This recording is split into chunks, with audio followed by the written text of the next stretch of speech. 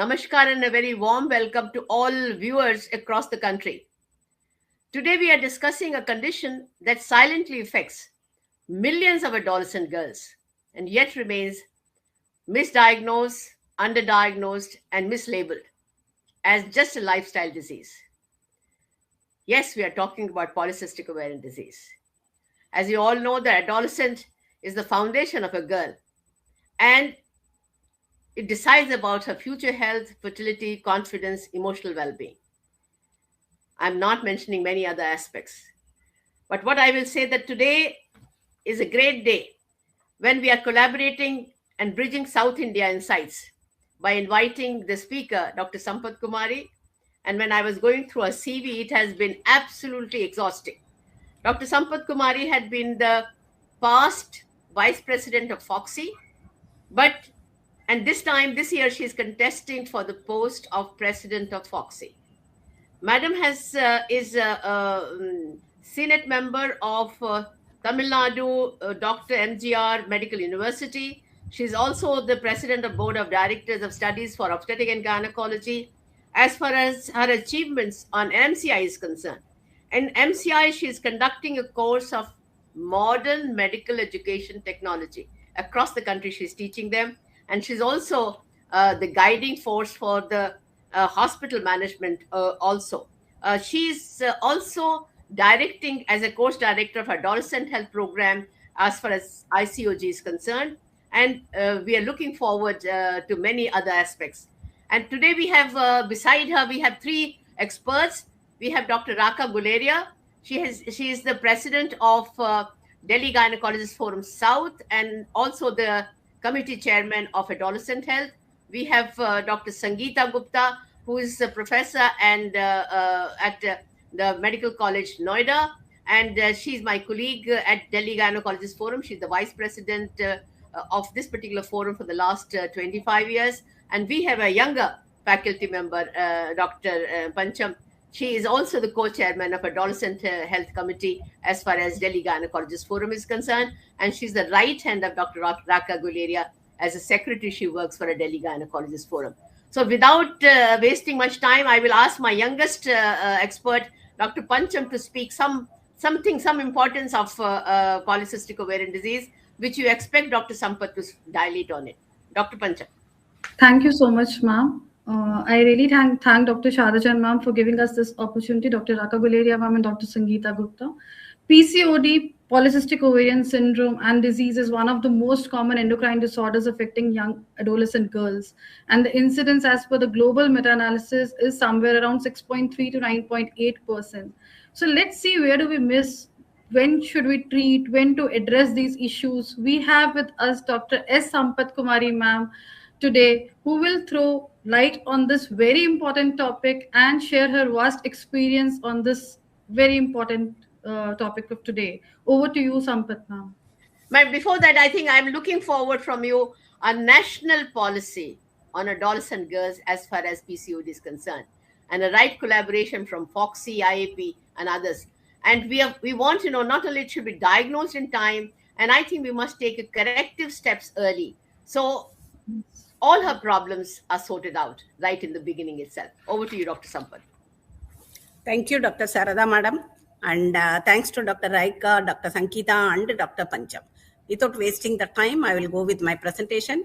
So I should thank Sarada madam for giving this topic, which is the cup of my tea, that is the adolescent. We will go with the adolescent PCOS. As everyone was talking, it is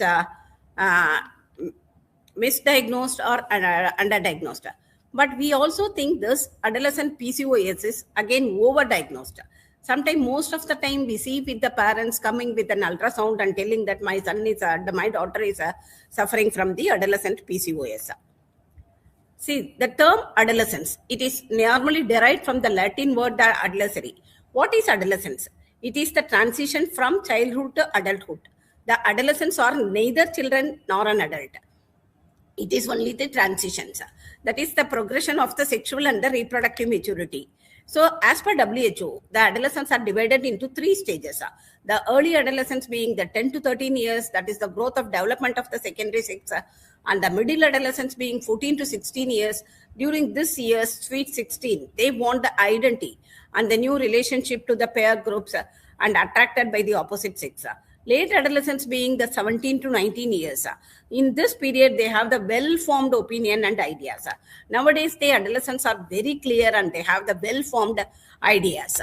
So, with these adolescents, 1 minute. Okay. 1 minute, madam.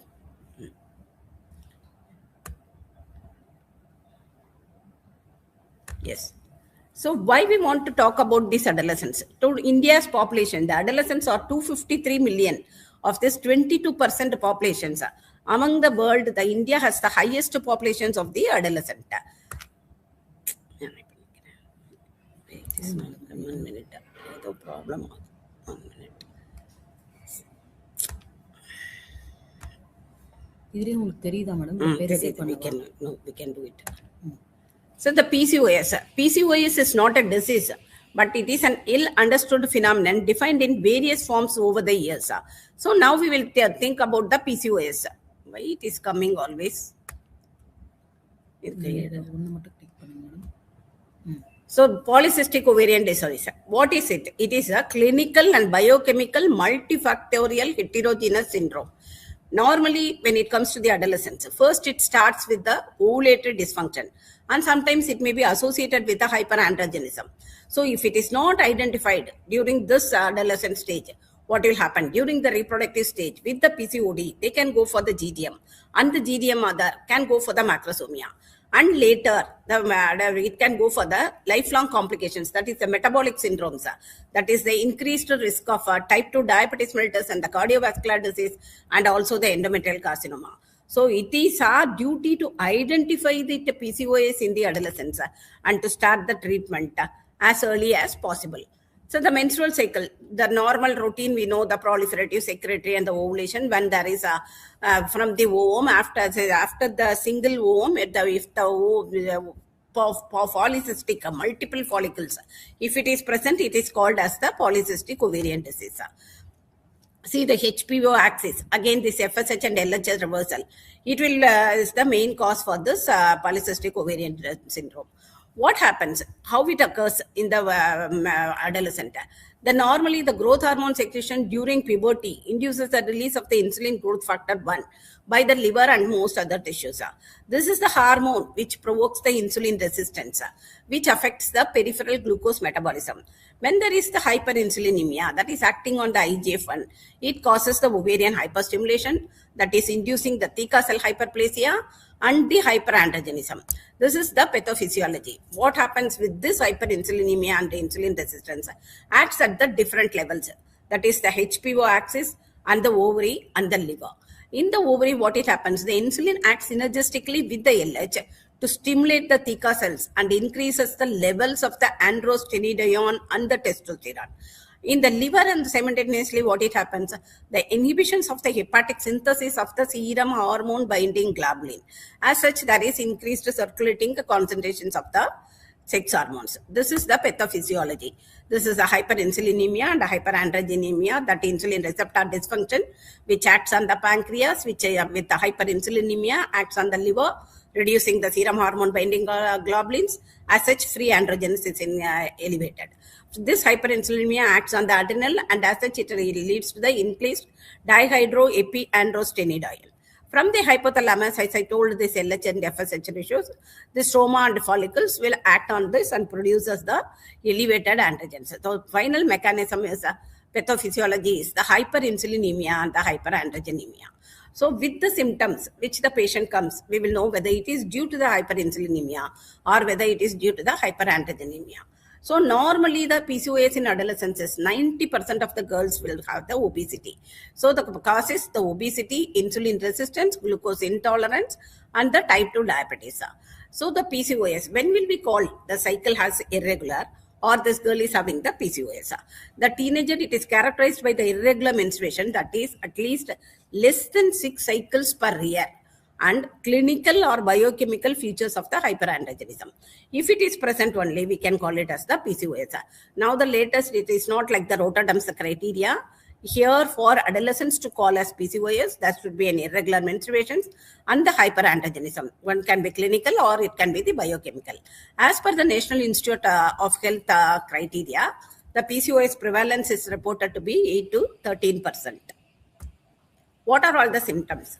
So they will be 90% will be obesity and anovulation. With that, they will be having the irregular menstruation, and sometimes with this hyperandrogenic features. There can be the frontoparietal baldness can be present, and the inflammations of the pilosebaceous unit, that is the acne, can be present. The girls will be having the acne that will go after the menstruation has started.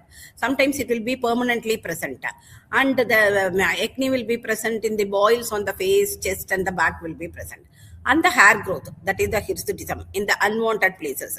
That is the growth of the dark and thick hair in androgen-dependent areas, mainly the face, chest, back, and the lower abdomen. That is called as the hirsutism. There we have the score. That is the Ferryman-Galway scoring system, which includes, that is upper lip, chin, chest, upper back, lower back, upper abdomen, upper arm, forearm, thigh, and the leg. This is the picture which shows where the hair growth. Depending on the hair growth, if the score is above 8, it indicates that the girl is having the hirsutism. So when the girl comes with a history of hirsutism and irregular menstrual cycle and obesity, means we have to categorize in which category the girl belongs. This is that again the alopecia, as I told, this is a Ludwig scale of a female hair losses, normal, type 1, type 2, type 3, depending on the hair loss. Similarly, the acne, depending on the growth, it can be graded up to the 4th grade. So then finally, if the PCOS is present in the adolescent girls, normally if they are having the regular bleedings and obesity alone present, means the history is different. If they have obesity and the irregular menstruations, that is mainly the menstrual abnormalities. If it is present, it is mainly with that FSH-LH ratio difference. And the hirsutism and acne, that is due to the hyperandrogenism.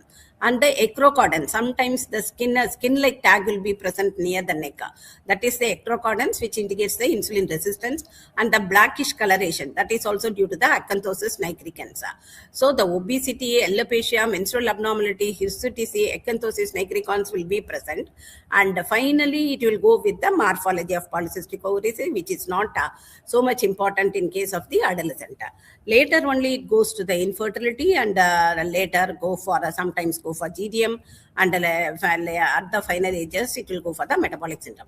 When will you call as a metabolic syndrome in a case of the pediatric? That is the diagnostic criteria is in adolescents. Among these 5, if any 3 is present, blood glucose more than 100 milligram per DL, and HDLC if it is less than 10, and triglycerides more than 110 milligram per DL, and the waist circumference more than 90th percentile, and blood pressure more than 90th percentile. If among these 5, if any 3 is present, we can consider it as the adolescent's metabolic syndrome.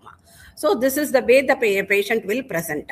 So if the patient comes with menstrual irregularity or with the hyperandrogenic features, we should think of the PCOS and how we are going to diagnose.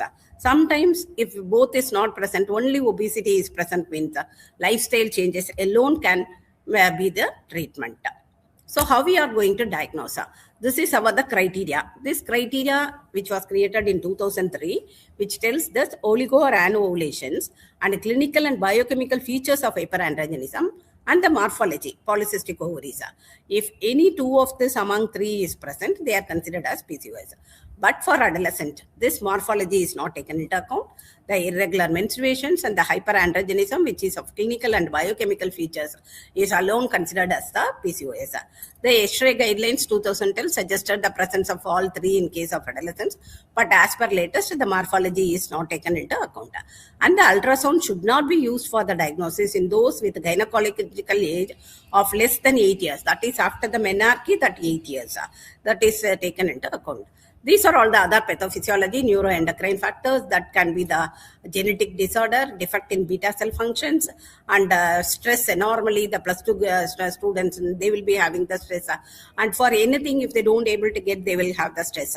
And the environmental factors, a defect in the androgen synthesis. These are all the causes for the PCOS in adolescence. So hormonal assessment, how we can do this? PCOS is mainly the disease of exclusion. So we have to rule out the hypothyroidism, hyperprolactinemia, and the non-classical congenital adrenal hyperplasia. That is with the 17-hydroxyprogesterone. The serum gonadotropin, FSH and LHS, it is not at all mandatory. If at all needed, it is done only in the case of the infertility. And again, the anti-Mullerian hormone AMH. This is also not taken into for account in the PCOD of an adolescence. So what is the investigations? 1 minute. Now, how we are going to diagnose it? These are all the differential diagnoses. With this, we can exclude, that is the thyroid disorder, hyperprolactinemia, CDH, and androgen secreting tumor, severe insulin resistance syndrome, Cushing syndrome, and idiopathic hirsutism. If you are excluding this, then it is a case of the PCOS. The ultrasound, as far as the adolescent is concerned, it is not needed. But to consider the ultrasound features to tell us PCOS, there should be more than 10 follicles, and the follicle size should be 10 millimeter, and the ovarian volume should be 10 ml. All 10, if it is present only, we can tell it as the PCOS, and that also will be having the nexus-like pattern. So the diagnostic, it doesn't mean that we have to do all the tests for the adolescents.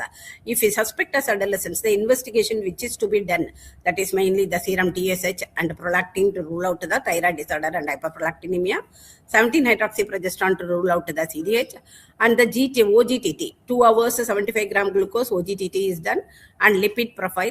And the free testosterone, better is to do the free androgen index is important. Ultrasound is not needed.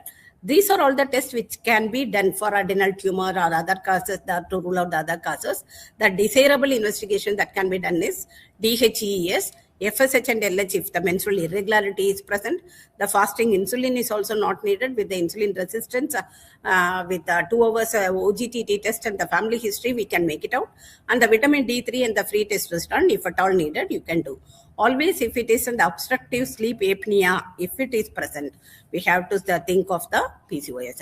So the basic test which has to be done is TSH, prolactin, 17-hydroxyprogesterone, OGTT, lipid profile, and the free androgen index. That is mainly inverted.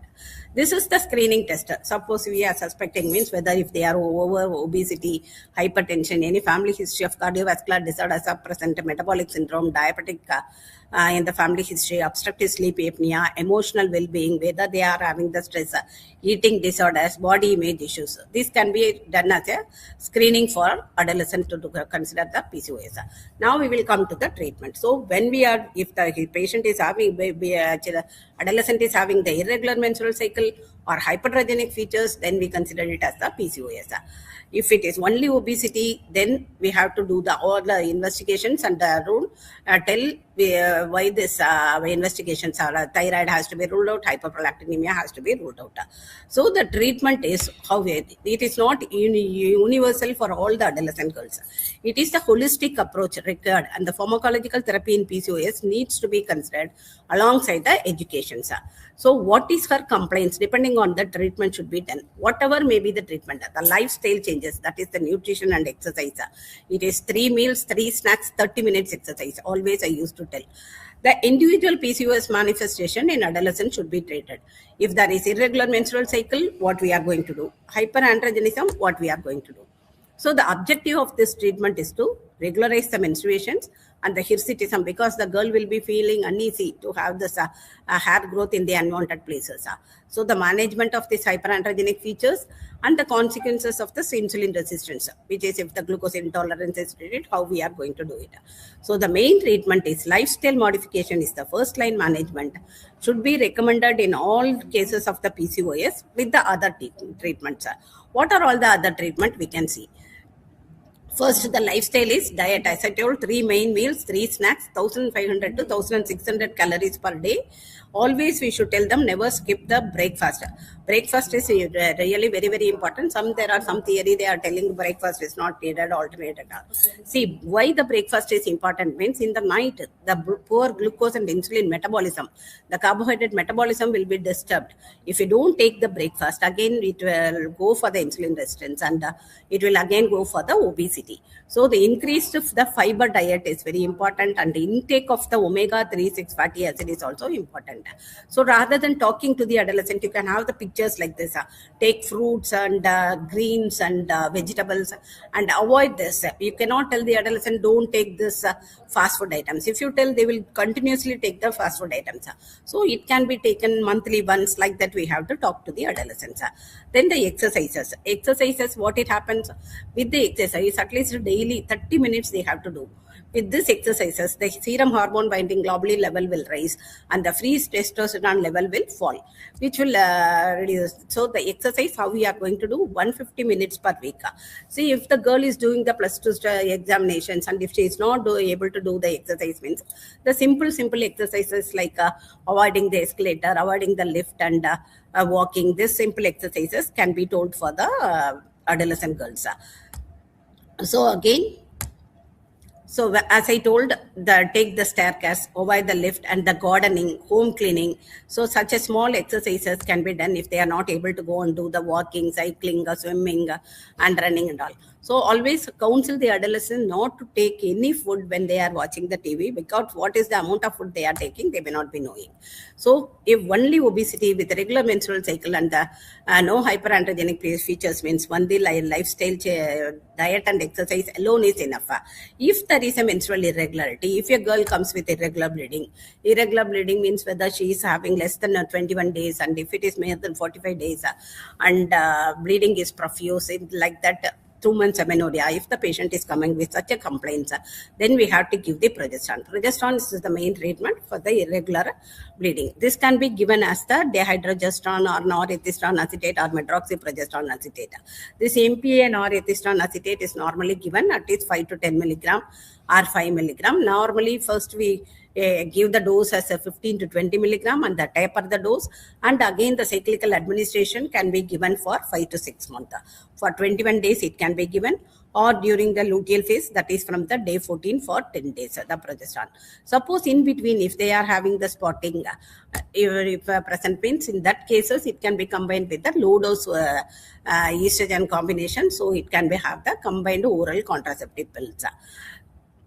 So this is the way we are going to manage the irregular menstrual cycle, progesterone or with the COCs. This is the mechanism of action. This COCs regulates the menstruation and prevents the endometrial hyperplasia. This decreases the FSH and LH, which reduces the ovarian androgen production and increases hepatic synthesis of the serum hormone binding globulin. As such, increase the free circulating androgens. So if the girl is having irregular menstrual cycle or only hyperandrogenism, cycle is normal, but she is having the alopecia and acne and unwanted hair growth, means in that cases, we are going to give the L-fluornithine hydrochloride cream. For the first, you remove it, the local hair growth, whichever it present. It can be by the different methods like the depilation, shaving and the hair removers, or epilation like threading, waxing, electrolysis, laser. Many methods are present. This can be done. Then you can use the oral contraceptive pills with anti-androgens. That is the progesterone, cyproterone acetate 2 milligram with ethinyl estradiol 35 microgram. So if there is an irregular menstrual cycle, means low dose estrogen and the progesterone combinations can be used, or only progesterone can be used. If hyperandrogenic features are present, OCP with anti-androgens can be used. It is a potent cyproterone is a potent progesterone, anti-androgen activity, suppresses ovarian androgens. Sometimes you can also use the spironolactone, which is of 50 to 100 milligram. Suppose insulin sensitizer. Now the girl is having the regular menstrual cycle and no androgenic features, but she is having the blackish discolorations and some acrocordons like this. It's present, means it can be the insulin sensitizer. In that cases, the insulin sensitizer, the metformin can be used. That is 25 milligram per meter square. Normally 500 to 1000 milligram can be used. This insulin sensitizer, if a irregular menstruation is also present, mean it can be used along with the oral contraceptive pills. So metformin may offer greater benefit in higher metabolic risk groups. It prevents the metabolic syndromes which will happen in the future, sir. So the metformin cannot be used for reducing the obesity alone. Only for the insulin resistance cases it can be used. The other drugs, now we have seen irregular menstrual cycle treatment, we have seen hyperandrogenism features if present, we have seen, and the insulin sensitizers, the metformin can also be used, we have seen. This metformin can be combined with ocipils, with the anti-androgens also. Whatever be the treatment, the lifestyle management has to be continued. The anti-obesity drugs, as far as possible, the adolescents, only the counseling of diet and exercise is very, very important. The anti-obesity drugs are not at all advised, but some cases you can go with the early start or the sibutramine can be given. And the metformin, again, there are two theories. One theory which tells that metformin can be used as reducing the obesity also, and metformin cannot be used for a weight reduction, and it has to be used only for the as a insulin sensitizer. The laparoscopic drilling and bariatric surgery, most of the time we don't go for the adolescents. At final, if no other method is working, means it has to be gone. So that is in case of the morbid obesity and the life-threatening obesity and failure of the medical management. Then comes this inositol and dichloroinositol, which is the 40:1. Sometimes there is no harm in using this myo-inositol combinations. This can be used, the side effects are very less, and it can be useful to regularize the menstruation, and for hirsutism also, it can be used myo-inositol. As far as I am contained, though we don't have the evidence, typical evidence, this myo-inositol, I am using it. For the patient, how long you will use, whatever may be the treatment. It is maximum of 6 months to 1 year only.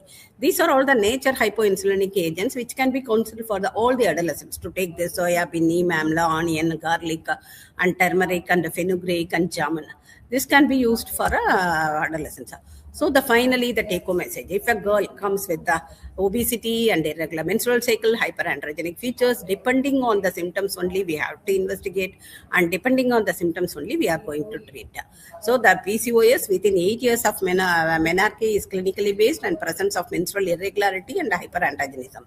Ultrasound is not recommended, and the biochemical features of the hyperandrogenism can be present. Always rule out the other causes. It is the disease of exclusion. And the insulin resistance is assessed by clinical examinations and the OGTT. Fasting insulin is not at all needed, not recommended, routinely recommended. And the screening for, as I told you earlier, should be done for the obesity, hypertension, obstructive sleep apnea. This most of the time the girls will miss. We have to ask whether the obstructive sleep apnea is present from the attendance. And the emotional well-being, eating disorders, and body image issues. Education, self-empowerment, multidisciplinary care, and lifestyle intervention is for prevention and management of excess weight and are very, very important. Lifestyle management is the first line of management. The diet, green fruits, vegetables, and the exercise 30 minutes per day. And the individual PCOS manifestation in adolescents should be treated as the OCPL first line is the lifestyle management, and the contraceptive pills can be used. If androgenic features are present, contraceptive pills with hyperandrogenism. It can be given for 6 months to 1 year. Metformin is recommended in addition or alone, primarily for the metabolic features. Other than that, it has no value. So thank you. Once again, always identify the PCOS as in the adolescence itself to avoid the complications in future. So congratulations, Dr. Sampath Kumari, for a great clarity. I think you had a message for patients who are PCOD patients, their parents, the caregivers, and the public. So I will like, Dr. Sangeeta to open her expert comment. Dr. Sangeeta, Dr. Raka Guleria, and then Dr. Pancham. A beautiful presentation, Dr. Sampath. You have covered, you have covered what we have not even read in toto, what you have said. Certain points were there, which we were not aware of as on today also. I would just like to touch upon the psychiatric aspect of PCOD in adolescent, which is a very important factor. And because of the change of the internal hormonal milieu, there is decrease in serotonin, there is decrease in dopamine, decrease in GABA, and also in acetylcholine. All these chemical mediators, they make prone the girl towards the anxiety and depression. I will say depression is a more important part as compared to anxiety. And because of the acne, obesity, hirsutism, the body image of the girl is very much disturbed, and she is not able to follow whatever guidance, counseling, or advice we give to the adolescent. So I think, keeping into the consideration of psychological or psychiatric aspect of the adolescent PCOS, we have to have a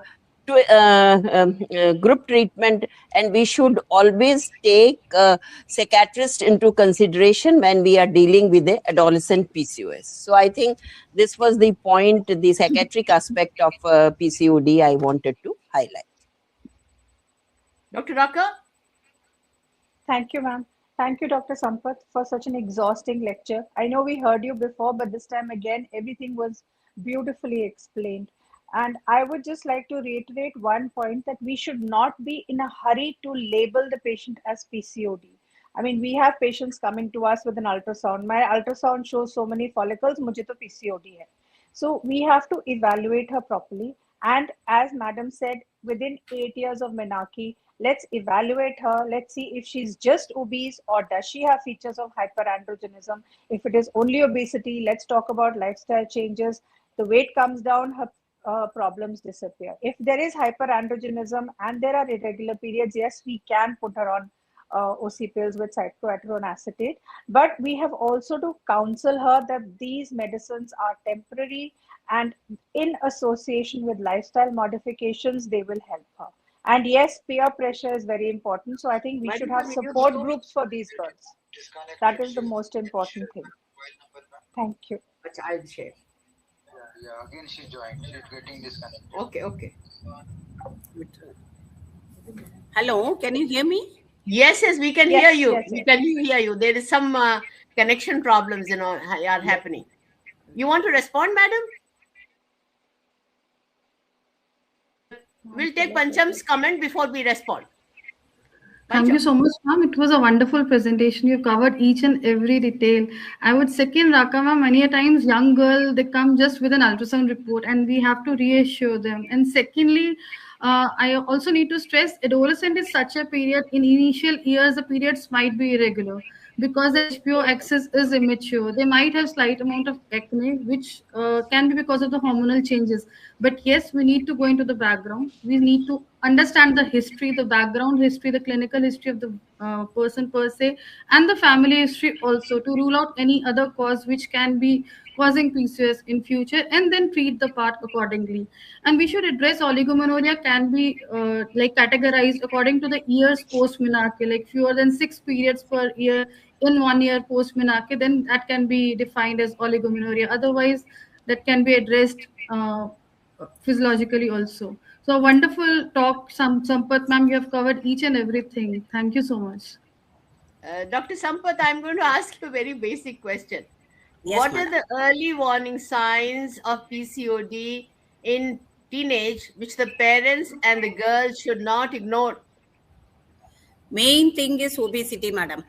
That is the main thing. If the patient that girl comes with the obesity, and the cycle, normally the ovulation, as all of us know, once the menarche, first 2 years, we are not going to take into account.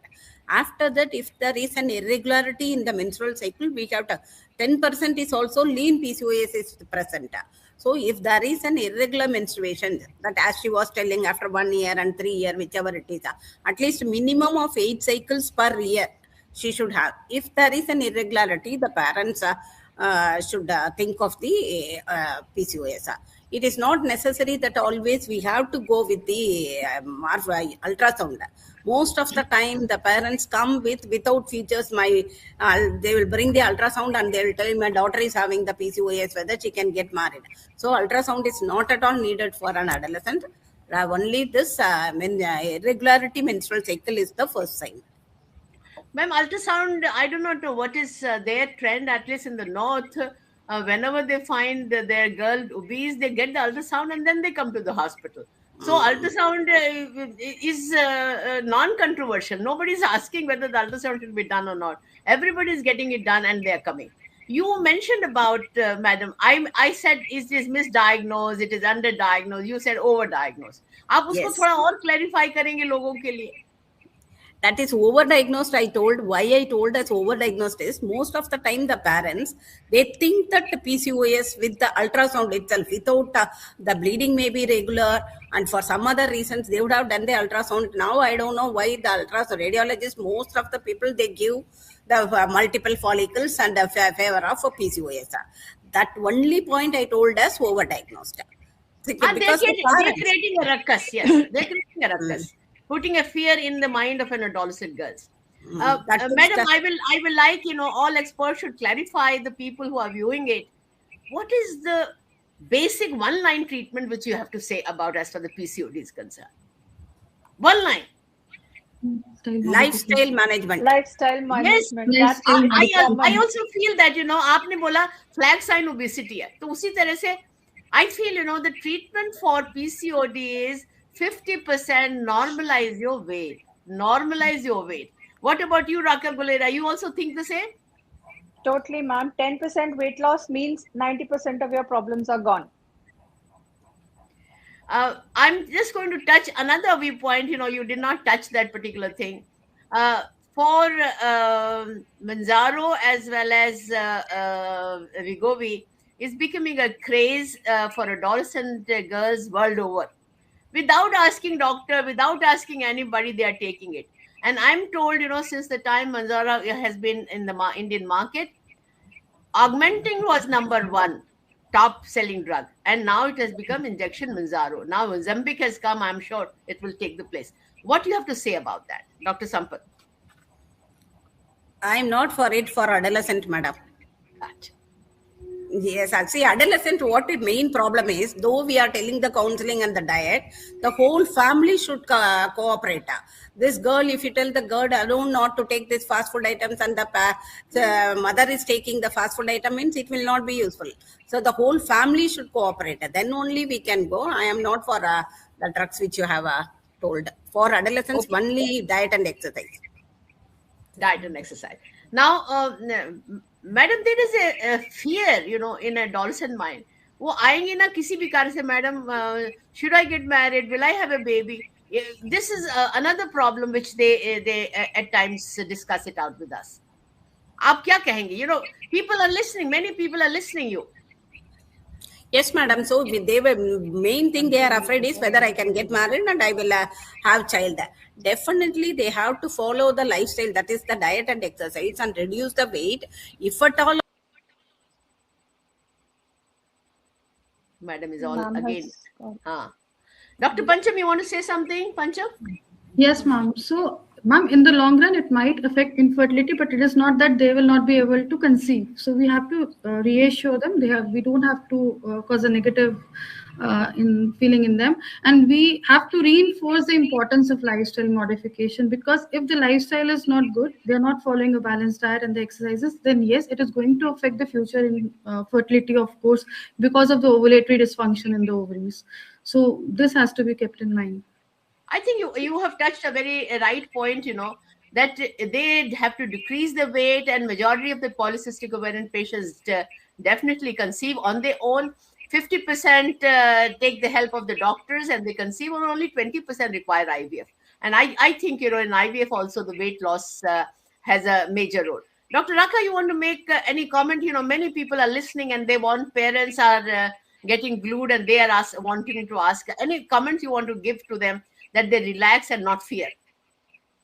Ma'am, the basic thing is, yes, PCOD, it's not a stigma. It is not something that, oh, my daughter has PCOD and then everything is finished. No, it is it's like a combination of a lot of symptoms which we can treat, and most importantly, treating them by lifestyle modification, weight reduction, and the whole family coming together to help the girl is very important. And body shaming should not be done. जैसे हम बड़े आराम से बोल देते थे, ये तो बहुत मोटी है, अच्छा ये तो बहुत ये है, ये नहीं बोलना है. इवन पेरेंट्स शुड रियलाइज कि प्यार में बोली वाली चीज भी बच्चे को लग जाती है. So, you have to be very sensitive to their feelings. That is very important. I That's where think they are psychology over. and counseling comes in. They are very sensitive, ma'am. They're These days, girls, oversensitive even about boys, their weight. they are oversensitive. Dr. Sampath, I want you to give final 5 messages to the adolescent girls which you want to give, and to their parents as well. Yes, madam. For the adolescent girls and the parents, I always tell the first point that diet, 3 meals, 3 snacks, 30 minutes exercise is must. They have to do it. And previously we used to have the lot of works. Now there is no outdoor games, always indoor games. So the simple exercises they have to follow, and the parents should cooperate for the adolescents. That is my sincere advice. If irregular menstruality is present, hyperandrogenic features are present only, we have to go for the medical management. Always don't make the negative thoughts to the girls. They should be always with the positive thoughts. That is the only message, madam. Yes, I think, things are being sorted out. Dr. Sangeeta, you want to say something? Dr. Sangeeta? I think, you very rightly said, polycystic ovarian disease is rampant as far as our country is concerned. And each one of us give them one message, ghar ka khana khao, don't eat food from outside. If you want to avoid obesity and if you want to curtail down weight, you have to see to it that you must eat food at home and not food from outside. And secondly, there is no other option but to exercise 1 hour a day. Madam 30 minutes कहती हैं, पर अगर patient मोटा है तो भैया 1 घंटा तो लगाना ही पड़ेगा आपको. And third, yes, doctor. And what I feel is that, it is not a stigma. Doctor, if once the ultrasound person says something to them, the parents are panicked, she's panicked, that she has got some label has been put to her, and, it is going to spoil her life. Now I find, many people are consulting gynecologists. My daughter-in-law has been diagnosed with PCOD. Should we go ahead with our boys' relationship with this particular child? So I think a lot of things are there of that particular kind. And one thing is that when people have morbid obesity, वो अकेले रहेंगे तो ज्यादा खाएंगे तो और problem होगी. So I think, let's have a final round of messages. Pancham, we start with you. What is your message for the young girls who are labeled as adult PCOD? You unmute yourself. So positivity and lifestyle.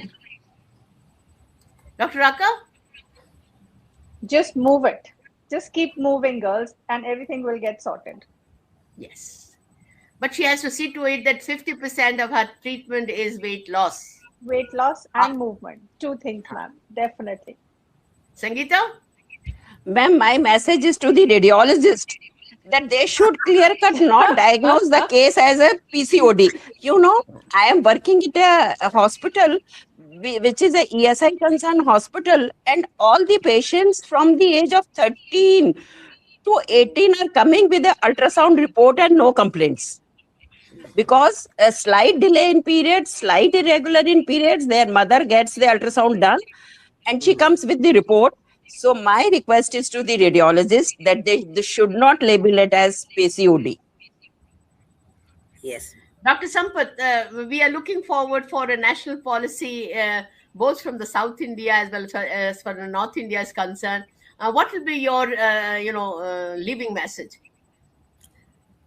The parents should spend at least 2 hours with the children. That is my policy, madam. Main message. That itself will solve all the adolescent problems. And we should always talk about the stress-free life. That is the yoga again, even for the adolescents. That is very, very important. That should be the policy. In the schools, when we were adolescent, we had PT period. Like that, now we should have an yoga class for the adolescents. At least during that time, weekly once or twice, they will have the exercise. That should be our national policy from north or south or east or west, whatever it is. Yes, madam. I also feel, the parents should get obsessed about the weight of the child right from the beginning itself. Adolescent is a late age, उसको childhood में ही बात करनी चाहिए. And if we find, the child is slightly overweight, not leave aside the obesity, they should get hooked up. And I think, the government of India is coming up, know your numbers. I think that is something great. Right in the beginning itself, they should know what is their blood group. They should know what is their height, what is weight, what is BMI, importance of BMI. And the message to all of people who are listening me, आपकी height से आपकी कमर आधी होनी चाहिए. आपकी height से आपकी कमर आधी होनी चाहिए. If it is there, then the visceral fat is not there. And please see to it that you exercise, so you tone up your core, which is also very much important. So I think, it is a never-ending problem as a PCOD is concerned. All caregivers like you, all parents who are listening, and all girls who are PCOD, I think, Dr. Sampath is a great voice as far as adolescent health is concerned and polycystic ovarian disease.